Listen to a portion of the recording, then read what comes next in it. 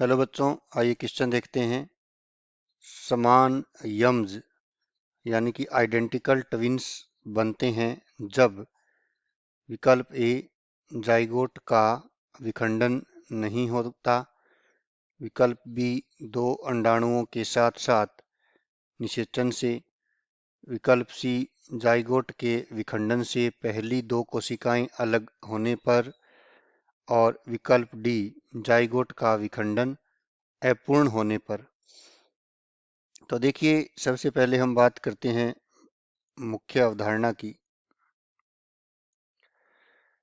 और इसमें आपसे पूछा है तो ट्विन्स का मतलब कि जुड़वा बच्चे कैसे बनते हैं, कैसे उत्पन्न होते हैं। तो इसकी दो परिस्थितियां होती हैं। पहली परिस्थिति तो ये कि मादा के द्वारा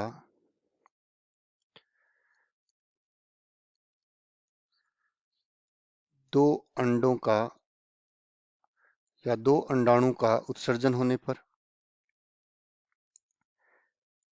अगर दो अंडाणु का उत्सर्जन हो जाए तो उनके साथ दो अलग अलग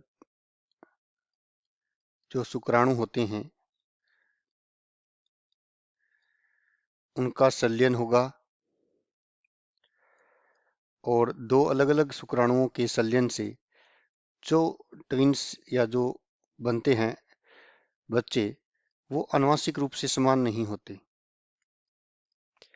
क्योंकि दोनों युग्मक अलग अलग हैं तो आनुवंशिक रूप से समान बच्चे उत्पन्न नहीं होंगे। तो ये आइडेंटिकल ट्विन्स नहीं है।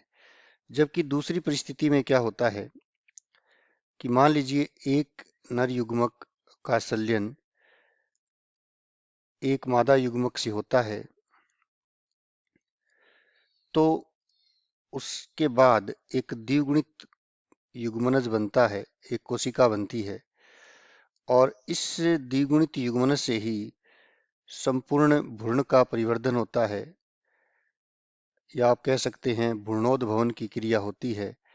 अगर ये युग्मनज में विदलन हो जाए, अगर यह किसी कारणवश दो भाग में बंट जाए, तो प्रत्येक भाग से जो बच्चा उत्पन्न होगा वो बिल्कुल आनुवंशिक रूप से समान होता है, जिसे हम आइडेंटिकल ट्विन्स कहते हैं।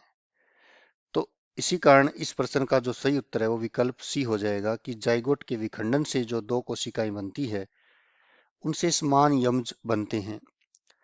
आशा करता हूं आपको ये प्रश्न समझ में आया है। धन्यवाद।